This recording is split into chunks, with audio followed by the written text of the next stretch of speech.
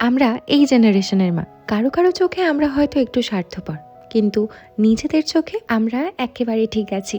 কারণ আমরা জানি জীবনে কোন জিনিসগুলোকে প্রায়োরিটি দিতে হয়। শুধুমাত্র মা হয়েছি বলে নিজের শখ, ইচ্ছে, কেরিয়ার, স্বপ্ন কিংবা ঘোরাফেরা সবকিছু বিসর্জন দিয়ে দিতে হবে, এই ধারণায় আমরা বিশ্বাস করি না। আরে বাবা, আমরা তো এখন আরো বেশি কেরিয়ার ওরিয়েন্টেড হয়ে গেছি, অনেক বেশি করে নিজের যত্ন নিতে শিখে গেছি, নিজেকে ভালোবাসতে শিখেছি। আমরা না এটাও ভাবি না যে বড় হয়ে সন্তান আমাদের দেখবে কিনা, কারণ সে আমাদের সন্তান, কোনো ইনভেস্টমেন্ট তো নয়। আর আমাদের সন্তানরা কি শিখছে জানো?